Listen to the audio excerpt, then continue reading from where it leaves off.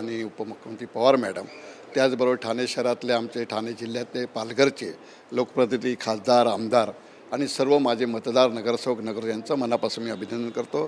त्यांच्यामुळे ही संधी मिळाल्याने आजचा हा दिवस त्यांचा आनंदाचा दिवस. आम्ही हा आनंद आणि हा विजय त्यांना अर्पित करतो. पाहिलं गेलं तर पुन्हा एकदा इतिहास झालेला आहे. वसंत डावखरे जेव्हा या विधान परिषदेचे बिनविरोध म्हणून निवडून यायचे, बाळासाहेब ठाकरे हे नेहमीच कुठेतरी त्यांना पाठिंबा द्यायचे. पुन्हा एक इतिहास ठरलेला आहे आणि पुन्हा तुम्हाला आता उमेदवारी बिनविरोध या ठिकाणी.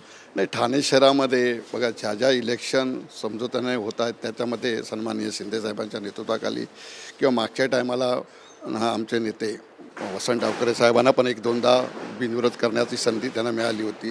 त्याच पॅटर्नच्या माध्यमातून विकास आघाडीकडे काय संख्याबळ नसल्यामुळे, संख्याबळ महायुतीकडे असल्यामुळे, त्यांचं संख्याबळ नसल्यामुळे मला त्यांनी सहकार्य केलेलं आहे. नगरसेवक जे आहे ते या रिंगणामध्ये, या निवडणुकीमध्ये मतदान करणार होतं, त्यांचे कशा प्रकारचे आभार मानणार? काय पाहायला गेलं तर मोठी अटीतटीची लढत अनेक ठिकाणी, मात्र या ठिकाणी थेट लढत होती. कसं बघतात? या ग्रामपंचायत असेल, नगरपरिषद असेल, या महानगर जर नगरसेवक जे मला मतदान करणार होते, महानगरपालिका असेल, नगरपालिका असेल, नगरपरिषद असतील आणि जिल्हा परिषद झाल्या नाही पण जिल्हा परिषद, हे लोक नगरसमिती त्या नगरपालिकेच्या माध्यमातून नगरपालिकेचे जे विषय असतील, ज्या नगरपालिकेचे प्रश्न असतील ते माझ्या वतीने सभागृहात मांडण्याचा प्रयत्न करेन आणि प्रत्येक ठिकाणी मी जाऊन माझं काम आहे महानगरपालिकेच्या माध्यमातून मी करायचा प्रयत्न करेन. हितेंद्र ठाकूर असतील, क्षितिज ठाकूर असतील, गणेश नाईक असतील, रवींद्र चव्हाण असतील, संजय केळकर असतील, यांच्यासोबत देखील तुमची चर्चा झाली होती, फोनवरती बोलणं झालं होतं. निरंजन डावखरे असतील, अनेक मंडळी असतील, तर कसं बोलणं झालं होतं आणि येणाऱ्या काळात आता पाहिलं तर कशा प्रकारे कामकाज पुढे असणार? जे सर्व नेते, हितेंद्र ठाकूर असतील, त्यांना पण मी भेटलो, त्यांनी पण मला पाठिंबा द्यायचा मान्य केलं. सगळेच, गणेश नाईक असतील, सर्वच म्हणजे सर्व नेते, सर्व आमदार महायुतीचे, सर्वांनीच मला द्यायचं पाठिंबा. सगळ्यांना भेटीगाठी पण चालू केल्या होत्या. पण अचानक ह्या गोष्टी झाल्यामुळे मला वाटतं की आता इलेक्शन झालेलं आहे, मी सगळ्यांना भेटणं गाठणं चालू ठेवेन 22 तारीखपर्यंत. उपमुख्यमंत्री एकनाथ शिंदेशी काय चर्चा झाली का? साहेबांनी माझं आता अभिनंदन केलं. साहेब आता एका ठिकाणी गेले कार्यक्रमाच्या निमित्तानं, ते आल्यानंतर त्यांना पहिलं भेटणार, दिघे साहेबांच्या समाधीला जाणार. या ठाणे पालघरमध्ये निवडणूक झाल्या नव्हत्या बऱ्याच 4 वर्षानंतर. आता कसा निधी असणार आहे, कशी कामकाजाची रणनीती असणार आहे, अनेकांना या संदर्भात आता काळजी लागलेली आहे.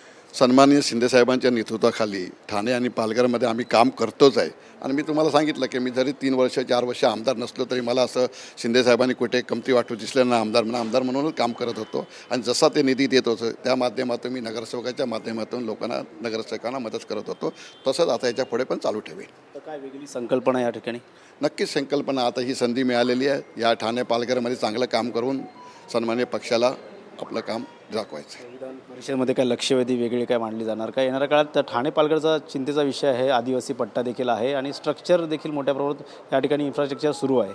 नाही, सन्माननीय सभागृहामध्ये अधिवेशनामध्ये ज्या लक्षवेधी असतील, प्रश्न असतील, ते आपण मांडतच असतो. आणि मी गेल्या पहिल्या टर्ममध्ये पण हे गोष्टी केलेल्या, तर या नवीन टर्ममध्ये पण येणारे प्रश्न लक्षवेधीच्या माध्यमातून ठाणे पालघरचे विषय सभागृहात मांडले जाते. नगरसेवकच्या दरम्यान देखील आपल्या पत्नी देखील बिनविरोध निवडून आल्या होत्या. आता तुम्ही देखील एक बिनविरोध, म्हणजे एक प्रकारचा एक आनंदाचा क्षण घरामध्ये पाहायला मिळतो. असा योगायोग समजू शकतो. या योगायोग आपल्या सर्वांच्या प्रेमापोटी हे झालेलं आहे. सर्वांचं प्रेम आमच्यावरती असल्यामुळे आणि सगळ्यांच्या रिलेशनचा हाच त्याचा फायदा आहे. नक्कीच होते. रवींद्र फाटक येणाऱ्या काळात पाहायला गेलं तर ठाणे पालघर या ठिकाणी विधान परिषदेमध्ये बिनविरोध आता निवडणूक होणार आहे, त्यामुळे पाहिलं तर आनंदाचा क्षण या ठिकाणी पाहायला मिळतो. त्यामुळे येणाऱ्या काळात ठाणे पालघर या ठिकाणी पाहायला गेलं तर मोठा जो काम असेल ते केलं जाणार आहे. स्वतः या ठिकाणी त्यांच्या पत्नी देखील आलेल्या आहेत. एक आनंदाचा क्षण पाहायला मिळतोय. तुम्ही देखील बिनविरोध आला होता, स्वतः आता बिनविरोध निवडणूक होणार आहे. समोरच्या पक्षाकडनं माघार घेण्यात आलेली आहे. नक्कीच आजचा दिवस म्हणजे सोन्याचाच दिवस आहे. आणि मी सर्वप्रथम आधी राज्याचे मुख्यमंत्री आणि आपल्या महाराष्ट्राचे उपमुख्यमंत्री एकनाथजी शिंदेसाहेब यांना मी खरोखर धन्यवाद करेन. त्यांच्यामुळे मी ठाण्यात बिनविरोध होते आणि आज फाटकसाहेब महाराष्ट्रात बिनविरोध आहेत. त्याच्याबद्दल मी त्यांचे खूप खूप शतश आभारी आणि धन्यवाद. नक्कीच त्यांनी आभार मानलेले आहेत राज्याचे उपमुख्यमंत्री आणि सर्वांचे.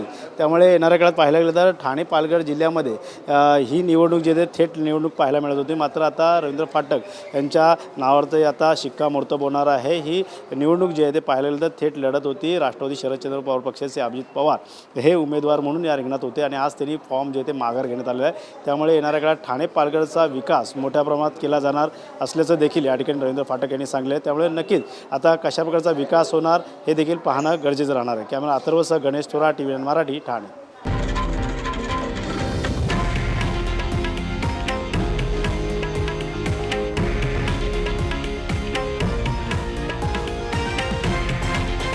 हे आहे देशातील नंबर 1 न्यूज नेटवर्क आणि आपण पाहत आहात TV9 मराठी, एकमेव.